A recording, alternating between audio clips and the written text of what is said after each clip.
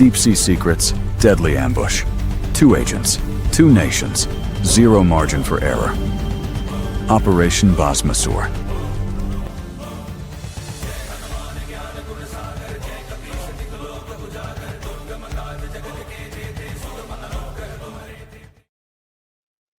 நமஸ்காரம். பி குருஸ் தமிழ் சார்பாக நான் உங்கள் ஸ்ரீ ஐயர். நம்முடன் இன்று மீண்டும் அருண் இணைகிறார். நமஸ்காரம் சார், எப்படி இருக்கீங்க? நமஸ்காரம். நல்லா இருக்கேன் சார். இன்னைக்கு ரொம்ப வித்தியாசமான டாபிக் நம்ம தேர்ந்திருக்கோம். நான் ரொம்ப இன்ட்ரெஸ்ட். அதுக்கு முன்னாடி ஒரு விஷயம், அதாவது கமெண்ட்ல கூட பார்த்தேன், யாரோ ஒருத்தர் கேட்டிருந்தாங்க, நமஸ்காரமா அது என்ன பாஷை, எந்த ஒரு பாஷை பேசினுக்கிறாங்க அப்படின்னு யாரோ கேட்டிருந்தாங்க. இது அண்ணன் சீமான் அவர்களின் வழியை நான் பின்தொடர்கிறேன் அப்படின்னு வச்சுக்கலாம். அங்க வணக்கம் சொல்றவர் என்ன மாதிரி சொல்றாரோ அதே மாதிரி தான் சொல்லணும் அப்படின்னு அண்ணன் சீமான் அவர்கள் எனக்கு வழி காமிச்சிருக்கார்.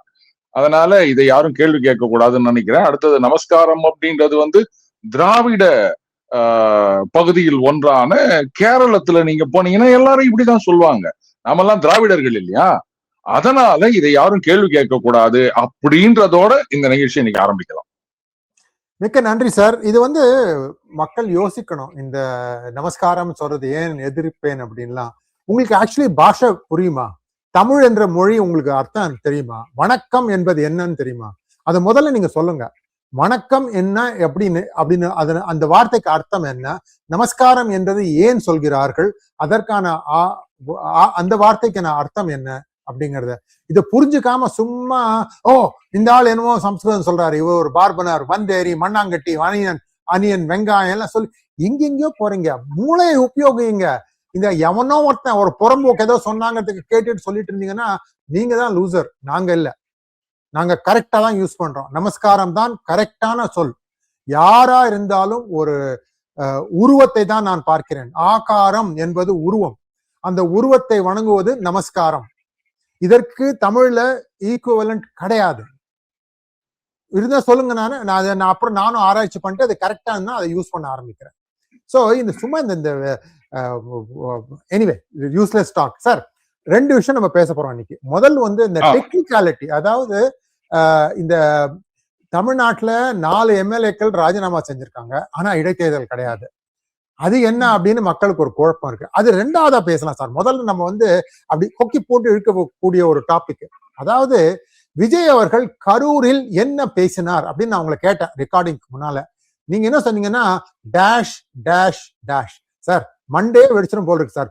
ஒரு தடவை டேஷ் சொன்னாலே ஒரு தடவை 100 தடவை 100 சுக்கா 100 சுக்கு 100 ஆயிடும் மண்டை. நீங்க 3 டேஷ் சொல்லிட்டீங்க. கனெக்ட் பண்ணிட்டு இருக்கு சார். நான் எனக்கு கனெக்ட் பண்றதுக்கே எனக்கு கஷ்டமா இருக்கு. என்னதான் நடந்தது சார்? இந்த 3 டேஷ் சொன்னதுக்கு காரணம் என்னன்னா, மாண்புமிகு தமிழக நிதி அமைச்சர் மரிய வில்சன் அவர்கள் ஒரு பட்டமளிப்பு விழால பேசும்போது எம்ஜிஆர் பாட்டை தான் பாடினாரு. இன்ஃபேக்ட் அவர் நிறைய விஷயங்கள் சொல்லிட்டு வந்தாரு. இன்றைய முதலமைச்சர் பத்தி சொல்லும் போதெல்லாம் கூட பெரிய அளவுல ஒரு ஆரவாரம் எழவில்லை. ஆனா அந்த எம்ஜிஆர் பாடலை பாடும்போது எனக்கே ஆச்சரியமா இருந்தது. இந்த ஜென்சி கிட்ஸ் ஸ்டூடெண்ட்ஸ் அவங்க கிட்ட எம்ஜிஆருக்கு இவ்வளவு வரவேற்பா அப்படின்னு. அந்த பாட்டு எம்ஜிஆர் பாட்டுனாது தெரியுமா, அதுவே சந்தேகமா இருந்தது. ஆனா அப்ப எழுந்த அந்த ஆரவாரம் நிஜமாவே ஆச்சரியமா இருந்தது. அப்ப சொன்னாரு, அந்த 3 இருந்தால் தலைவன் ஆகலாம் அப்படின்னு அந்த பாட்டை சொல்லிட்டு, அந்த 3 இருந்தால் என் தலைவன் ஆகலாம் அப்படின்னு ஒண்ணு சேர்த்து விட்டாருங்க. அந்த 3 எனக்கு ஞாபகம் வந்தது. அதே மாதிரி நமது முதலமைச்சர் அவர்கள் கரூர்ல பேசும்போது ஏதோ ஒரு இடத்துல அப்படி ஒரு பிளாங்க் எதுவும் சொல்லாம விட்டுட்டார். அதை பிளாங்க்னு சொல்லாம நம்ம பரிச்சை பேப்பர்ல டேஷ் கோடிட்ட இடத்தை நிரப்புகன்னு சொல்லுவோம் இல்லையா, அதனால அதையும் இதையும் சேர்த்து நான் 3 டேஷ்னு சொல்லிட்டேன். நீங்க வேற எதுவும் நினைச்சுக்காதீங்க, இப்படி வச்சுக்கலாம். இந்த ராஜாதிராஜ, ராஜகுலதிலக, ராஜ மார்த்தாண்ட அப்படின்ற மாதிரி உங்களுக்கு என்னென்ன வேணுமோ, ஆசம், வேற லெவல், சான்ஸே இல்ல, இப்படி என்ன ஒன்னாலும் நீங்க போட்டு உங்களுக்கு ஃபில் அப் பண்ணிக்கலாம். இல்லையா கோட் ஒன்னு விட்டுட்டீங்க சார், கோட். ஓ ஓகே ஓகே ஓகே, கரெக்ட். அதை விட்டு போட்டோம். ஆமா, கோட் அதை சொல்லலாம். தெரி அப்படின்லாம், மாஸ் அப்படின்லாம், என்ன ஒன்னா சொல்லலாம். நீங்க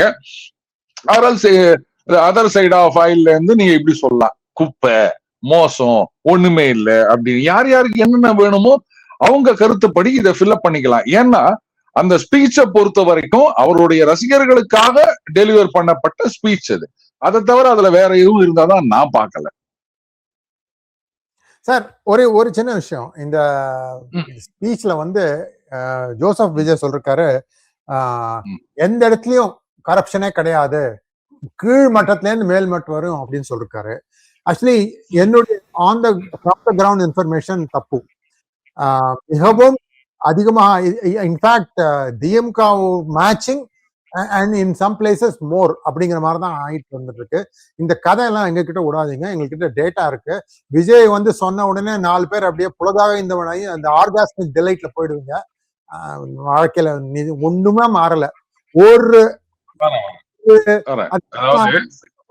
அதனால நான் சொல்ல மாட்டேன், நீங்க பண்ணி ஒரு டேஷும் மாறல. Okay sir, back to you.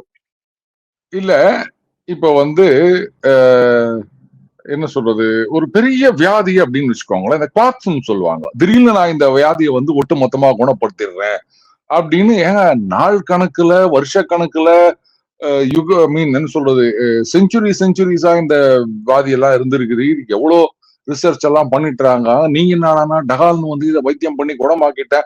இதுல வேற நிறைய பேர் சொல்லுவாங்க, ஆமா இவர்கிட்ட போனேன் நான் இந்த ஒரு 48 நாள் இல்ல 24 நாள் 17 நாள் 3 நாள் இந்த மருந்து சாப்பிட்டேன் எனக்கு குணமாயிடுச்சு அப்படின்லாம் வந்து சில பேர் சொல்ல கேள்விப்பட்டிருக்கோம்.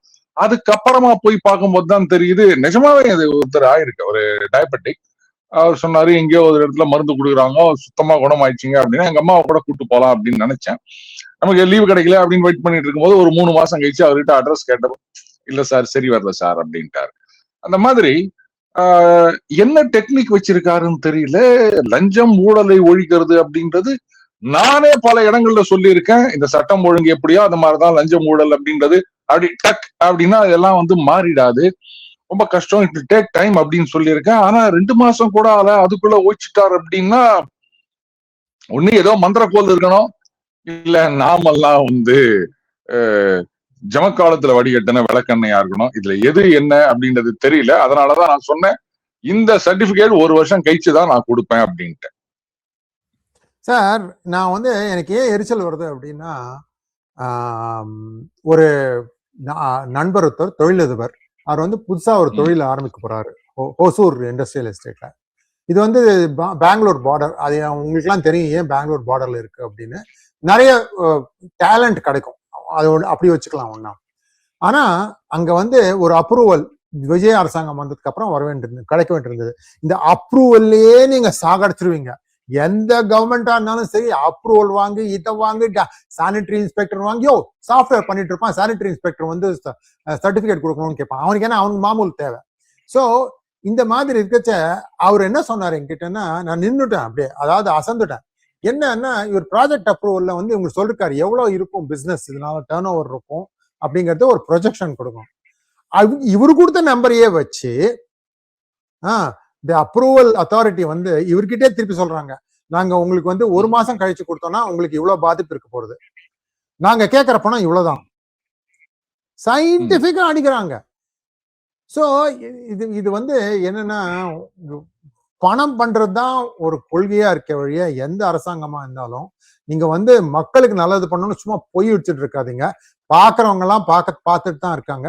எப்பதான் முடிவு காலம் வரும்னு தெரியல. இந்தியாவே இப்படி ஆயிட்டு இருக்கு வர வர. Sir back to you. முக்கியமான விஷயம் நம்ம வந்து இந்த sir, if you want to add something please feel free. அதுக்கப்புறம் நம்ம அந்த டிஸ்குவாலிஃபிகேஷன், சாரி இடைத்தேர்தல் பத்தி பேசலாம். இல்ல அதாவது இந்த லஞ்சம் ஊழல் அப்படின்றது வந்து மேல் மட்டத்துல ஒழிக்கிறது அப்படின்றது அமைச்சர்கள், மந்திரி, ஐ மீன் முதல் மந்திரி, பிரதம மந்திரி இவங்க ஒழுங்கா இருந்தாலே போதும். ஆனா டவுன் த லைன் அரசு அதிகாரிகள் மத்தியில ஊழலை ஒழிக்கிறது அப்படின்றது இவங்க நினைக்கிற மாதிரி எல்லாம் வந்து 4 ரீல்ஸ் எடுத்து போட்டு வர்றது கிடையாது. இல்ல 4 பேரை வந்து கையும் களவமாக பிடிபட்டார் அப்படின்னு பேப்பர்ல வந்துச்சுன்னா லஞ்சம் ஒழிஞ்சிச்சு அப்படின்னு சொன்னா நம்புறதுக்கு சரி விடுங்க. I was not born yesterday. இது வந்து சொல்லுங்க சார், நான் நேற்று பிறக்கவில்லை அப்படின்னு. கரெக்ட். இதுலயும் ஒரு பஞ்ச் இருக்குது. அதாவது ஒரு பத்திரிகையாளராக இருந்து கட்சியில சேர்ந்த ஒருத்தர், அவர் வந்து இந்த இந்தியா டுடே அப்படின்னு இங்கிலீஷ்ல போட்டுட்டு கீழே தமிழ் அப்படின்னு போட்டிருக்காங்க. அந்த விவாதத்துல கலந்துக்கும் போது ஆங்கிலத்துல ஏதோ பேசினாரு. அப்ப இந்த பக்கம் இருந்தவர் வந்து, இதை பாருங்க இது தமிழ் சேனல், தமிழ்ல பேசுங்க, ஆங்கிலத்துல பேசாதீங்க அப்படிங்கும் போது அவர் சொன்னாரு, எனக்கு எந்த லாங்குவேஜ் கன்வீனியன்டா இருக்கோ அதுலதான் நான் பேச முடியும். அப்படின்னாரு. அதே மாதிரி மாண்புமிகு தொழில்துறை அமைச்சர் அவர்கள் அவங்களும் போயிட்டு பாருங்க, இவங்களுக்கு வந்து இங்கிலீஷ்ல வந்து சரியா பதில் சொல்ல தெரியல, புரிஞ்சுக்க தெரியல அப்படின்னு இருக்காங்க. அதனால இனிமே தமிழ்நாட்டுல வந்து தமிழுக்கு கெட் அவுட்டா, ஆங்கிலத்துக்கு கட் அவுட்டான்னு அன்னைக்கு விவேக் கேட்டார்ல, அது இன்னைக்கு நடந்துரும் போல இருக்குது. அதனால்தான் வந்து சைட்ல நம்மளும் கொஞ்சம் பீட்டர் கொட்டுனுக்கிறோம், கொஞ்சம் அட்ஜஸ்ட் பண்ணிக்காங்க. மிக்க நன்றி sir. Let's get back to our topic. நேர்களே, உங்களுக்கு எல்லாம் தெரியும் நினைக்கிறேன், 4-3 எம்எல்ஏக்கள் ராஜினாமா பண்ணிருக்காங்க. அந்த சீட்ஸ் காலியா தான் இருக்கு இப்போதைக்கு. ஒரு ஓட்டு எடுத்தீங்கன்னு வச்சோங்களேன் அசம்பிளில, அந்த 4 குறைச்சுதான் எடுக்க முடியும். ஆனா இதுக்கு இடைத்தேர்தல் வரல. மத்த இடங்கள்ல, மத்த மாநிலங்கள்லாம் வந்திருக்கு. இதற்கான காரணம் என்னவென்று கேட்டால் நிறைய பேர் நிறைய காரணம் சொல்றாங்க. நம்ம நேரா பஞ்ச் அவர்களுக்கு போலாம். சார், என்னதான் நடக்குது சார், இங்க என்ன நெளிவு சொல்லுவு மக்களுக்கு புரியணும். அதுக்கப்புறம் I have some follow-up questions. Let's go with first this one. Okay. அதாவது மொத்தம் 5 தொகுதிகள், அதாவது 4 அதிமுக எம்எல்ஏக்கள் ராஜினாமா செஞ்சிருக்காங்க. அதுக்கப்புறமா வந்து முதலமைச்சர் 2 தொகுதியில ஜெயிச்சதுனால உடனே அவர் திருச்சி கிழக்கு தொகுதியை ராஜினாமா செய்து விட்டார். இந்த 5 வந்து வேக்கண்ட் அப்படின்னு அறிவிக்கப்பட்டு விட்டது. அதனால தானே வந்து டக்கு டக்குன்னு வந்து நிறைய பேர் வந்து ராஜினாமா பண்ணிட்டு ரைட்டு பை எலெக்ஷன் வரும்போது நிக்க போறோம் அப்படின்லாம் சொல்லிட்டு இருக்காங்க. இதுல எல்லாரும் வந்து அந்த 4+1, அதாவது 4 அதிமுக எம்எல்ஏக்கள் ஒரு திருச்சி கிழக்கு இதான் சொல்லிட்டு இருக்காங்களே தவிர, மதுராந்தகம் நினைக்கிறேன் அங்கேயும் வந்து அதிமுக எம்எல்ஏ தான் ராஜினாமா பண்ணாங்க. அந்த தொகுதி இந்த லிஸ்ட்ல வரல.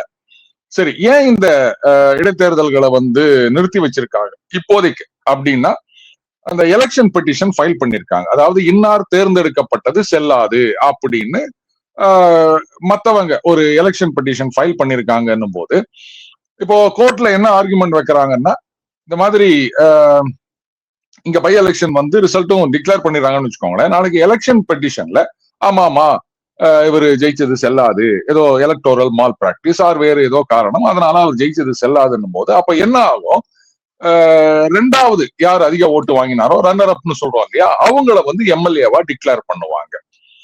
இப்போ சமீபத்துல கூட இன்னொரு ஸ்டேட்ல இந்த மாதிரி கர்நாடகால கரெக்ட், அவரு ஜெயிச்சது செல்லாது, இவரு ஜெயிச்சது சொல்லி அதுக்கப்புறம் மறுபடியும் இல்ல இவரு ஜெயிச்சது செல்லாது, மறுபடியும் அவர் தான் அப்படின்னு அதுக்கு ஸ்டே கொடுத்து இதெல்லாம் நடந்தது நம்ம பார்த்தோம்.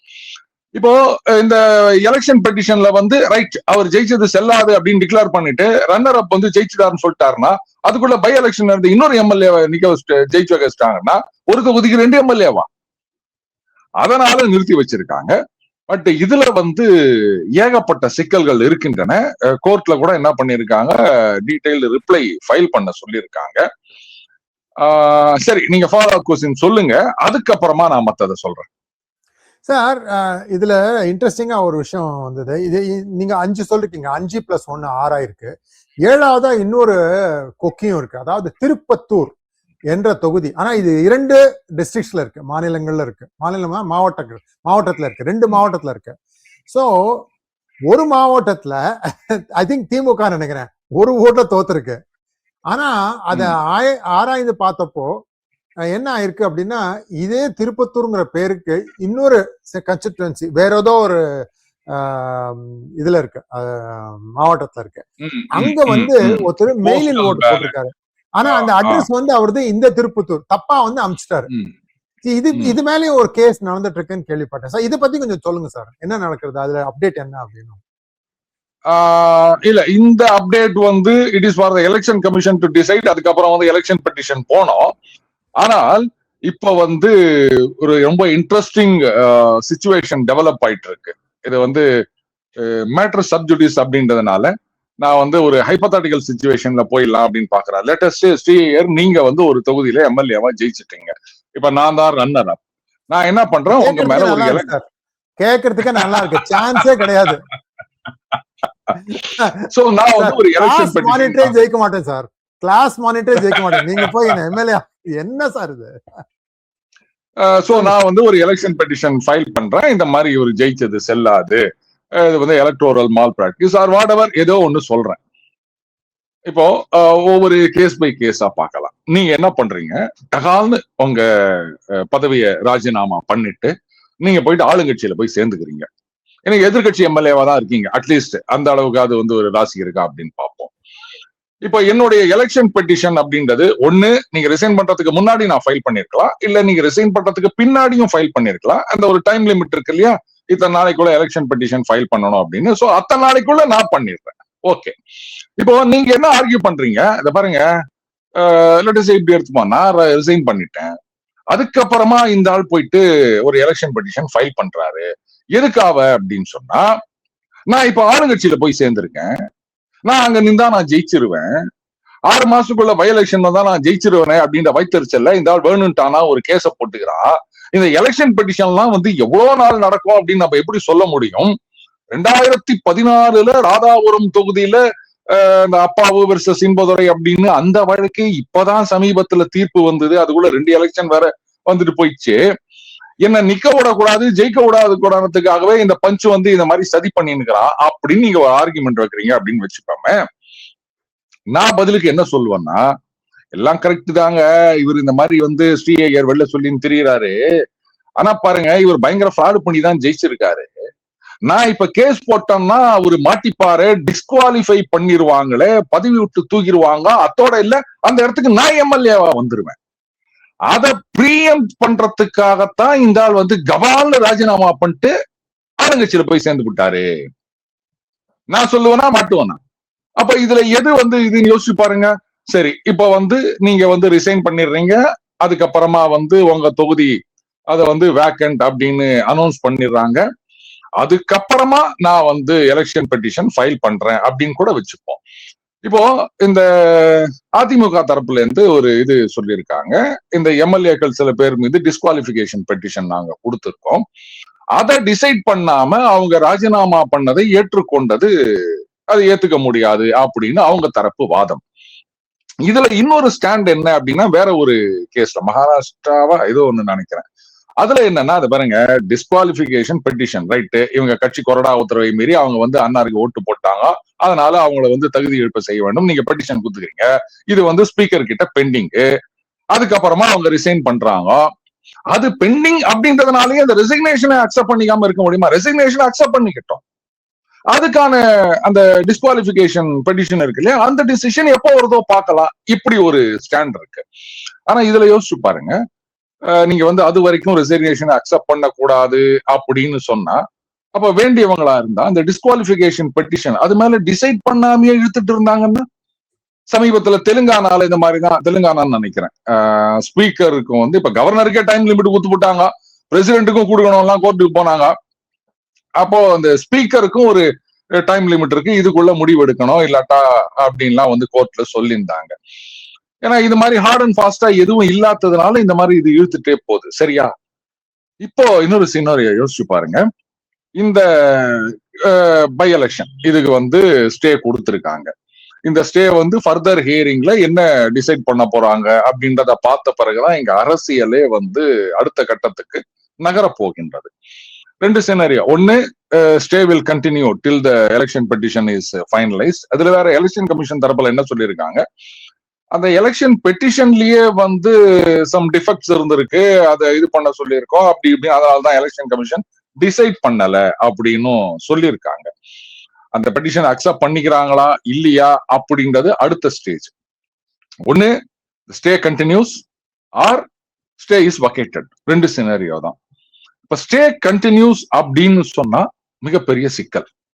அடுத்தது இனிமே யாரும் வந்து ரிசைன் பண்றதுக்கு யோசிப்பாங்க, புரியுதுங்களா? இப்ப எதுக்கு அவங்க டக்குன்னு ரிசைன் பண்ணாங்க? ரைட்டுங்க, சூட்டோட சூடா எல்லா ஸ்டேட்லயும் வருது பை எலெக்ஷன், அதோட சேர்த்து இதையும் வைக்க போறாங்க, கபால் அரசியல்ல குச்சி நம்ம எம்எல்ஏ ஆயிடலாம் அப்படின்னு.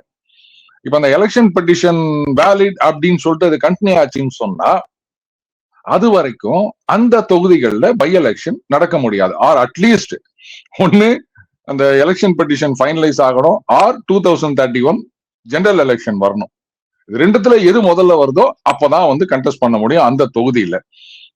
இப்ப நீங்களே வச்சுக்கோங்களேன், இந்த மாதிரி ஒரு சினாரியோல நீங்க ரிசைன் பண்ணிட்டு போய் நிக்கிறீங்க ஆளுங்கட்சியில, உங்க தொகுதியில வந்து பை எலெக்ஷன் நடத்த முடியாது அப்படின்னு ஆயிடுச்சு. அப்ப நீங்க போயிட்டு, சார் நான் ரிசைன் பண்ணிட்டு வந்துட்டேன் சார், நான் தான் வந்து அந்த ஆளுங்கட்சி தலைவர்னு வச்சுப்போமே, எப்படி வந்து சார் நான் ரிசைன் பண்ணிட்டு வந்துட்டேன் சார் உங்களுக்காக, அதனால இந்த என் தொகுதியில வந்து பை எலெக்ஷன் இப்ப வருது இல்ல, நீங்க வேற தொகுதியில வருது, அங்க எனக்கு சீட்டு கொடுங்கன்னா நான் கொடுப்பேனா?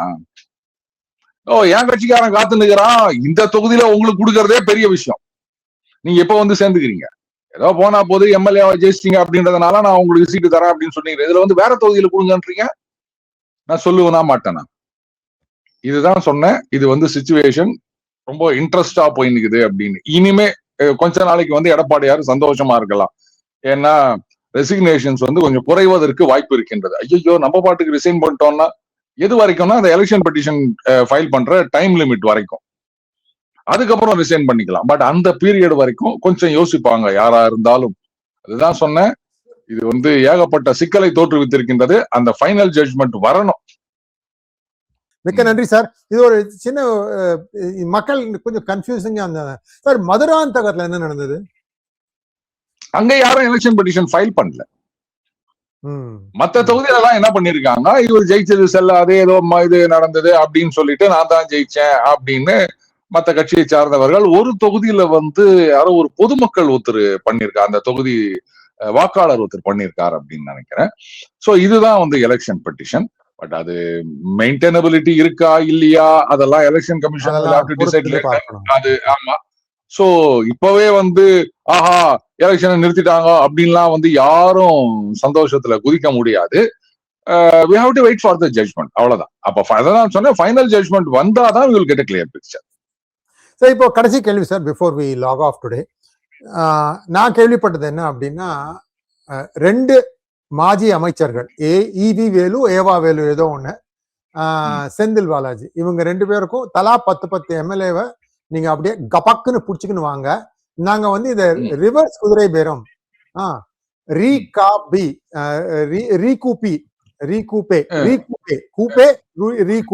அப்படின்னு நாங்க டிஃபைன் பண்ணோம். ஏன்னா மக்கள் புரிஞ்சுக்கிறதுக்காக 10 தலா கொடுத்திருந்தாங்க டார்கெட். இதுல கொஞ்சம் சொதப்பல் நடந்தது. இந்த சொதப்பல்னால வந்து செந்தில் பாலாஜி தலைமறைவாயிட்டு, தலைமறைவா இருந்து கொண்டே அவர் வந்து முன்ஜாமீன் வாங்கியிருக்காரு. இன்னொரு நபர் ஏவா வேலு வந்து திடீர்னு சிங்கப்பூர்ல செரங்குண்டோல போயிட்டு வந்துட்டு இருக்காரு, பஜ்ஜி சாப்பிட்டுட்டு இருக்காரு. சார் என்ன சார் நடக்கு? ஏதான் இவ்வளவு பயத்தோட இப்படி பதற்றத்தோட துண்டை காணும் துணியை காணுங்கிற மாதிரி ஓடிருக்காங்க 2 பேரும்? அதாவது ஒரு விஷயம் நீங்க புரிஞ்சுக்கணும், நான் வந்து செந்தில் பாலாஜி அவர்களுக்கு சப்போர்ட்டாகவோ இல்ல திமுகவுக்கு முட்டு கொடுக்குற மாதிரியோ பேசுறதெல்லாம் நீங்க நினைக்க கூடாது. செந்தில் பாலாஜி இந்த அளவுக்கு சொதப்புவாரா இப்படி ஒரு டாஸ்க் அவர்கிட்ட கொடுத்திருந்தா? ஏங்க எப்பேற்பட்ட டாஸ்க் எல்லாம் அவர்கிட்ட குத்துக்கிறாங்க, அதெல்லாம் எவ்வளவு சுலுவா முடிச்சுக்கிறாரு அவரு. அவர்கிட்ட வந்து நீங்க இப்படி ஒரு டாஸ்க கொடுத்து அவரு சொதப்பிட்டாரு அப்படின்னு சொன்னா, இதுதான் என்னுடைய கேள்வி. அவரு பண்ணாங்களா இல்லையா அதெல்லாம் சொல்லல, அவர்கிட்ட அப்படி ஒரு டாஸ்க குத்துந்தா அவர் இப்படி சொதப்புவாரா? ஏன்னா அவருடைய அந்த லெஜெண்ட் அப்படின்றது ரொம்ப பெருசா இருக்கு இல்லையா? இதுதான் என்னுடைய சந்தேகமா இருக்கு சார். நீங்க சொன்ன வந்து பத்தி நான் தலைப்பு கொடுக்கணும்னு நினைச்சோங்களேன், அதுக்கு என்ன தலைப்பா இருக்கும் தெரியுமா? ஒரு வாழைப்பழத்தில் ஊசி ஏறுகிறது அப்படின்னு நீங்க வந்து அவரை புகழறீங்களா இகழறீங்களா அப்படின்னு ஒண்ணும் இதுலயே கன்ஃபியூஷன்லயே முடிஞ்சிடும். எனக்கே தெரியல சார், அது எனக்கே தெரியல. அது நான் இதை வந்து ஏற்கனவே 2-3 இன்டர்வியூல நான் சொன்னேன். இந்த இது மாதிரி இத்தனை பேரை பிடிச்சாங்க, அவ்வளோ கைப்பற்றினார்கள் அப்படின்லாம் செய்தி வந்தது இல்லையா? அது வந்த உடனே நான் பார்த்துட்டு சொன்னேன், இல்ல எங்கேயோ ஒரு டிஸ்கனெக்ட் இருக்கு, பத்திரிகைகள்ல வர செய்திகளுக்கும் உண்மைக்கும் ஏதோ ஒரு கேப் இருக்குது, அதனால என்னால இந்த விஷயத்துல எதுவும் கருத்து சொல்ல முடியல, பத்திரிகை செய்திகளை என்னால முழுசா ஏத்துக்க முடியாது அப்படின்னு சொன்னேன். இப்ப வந்து அந்த எதிர்த்தரப்புல என்ன சொல்லிட்டு இருக்காங்க, பத்திரிகைகள்ல ஒரு மாதிரி செய்தி வருது, ஆனா போலீஸ் தரப்புல கோர்ட்ல வைக்கிற வாதங்களோ மத்த இதுவோ பாத்தீங்கன்னா அதுல வந்து பத்திரிகைகள்ல வந்த செய்திகள்ல நிறைய விஷயங்கள் அதுல இல்லவே இல்லை. யாரு இந்த மாதிரி எல்லாம் செய்தி கொடுத்தாங்கன்னு தெரியல. இந்த மாதிரி யாராவது ஒருத்தர் கூப்பிட்டு சோர்ஸ்னு சொன்னா இதை வந்து வெரிஃபை பண்ணாம போட்டுடுறதா அப்படின்னு இப்ப நிறைய கேள்விகள் எழுப்பப்பட்டு வருகின்றன.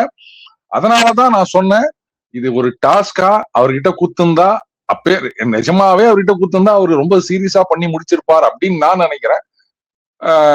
அதனாலதான் கேட்டேன். ஏன்னா அவர் திறமையை பத்தி நிறைய பேர் சொல்லியிருக்காங்க. அதனாலதான் ஊழல் குற்றச்சாட்டு சொல்லியும் அவரை வந்து கூப்பிட்டு உட்கார வச்சுக்கின்னு ஒரு முக்கியமான மந்திரியா வச்சிருந்தாரு மு.க. ஸ்டாலின் அவர்கள். பேர்பட்ட திறமை வாய்ந்தவர் இப்படி சொதப்புவா? இதுதான் என்னுடைய சந்தேகம், வேற ஒண்ணும் கிடையாது. சோ இது ஒண்ணு. ஏவா வேலு எதுக்கு சார் சிங்கப்பூர்ல போய்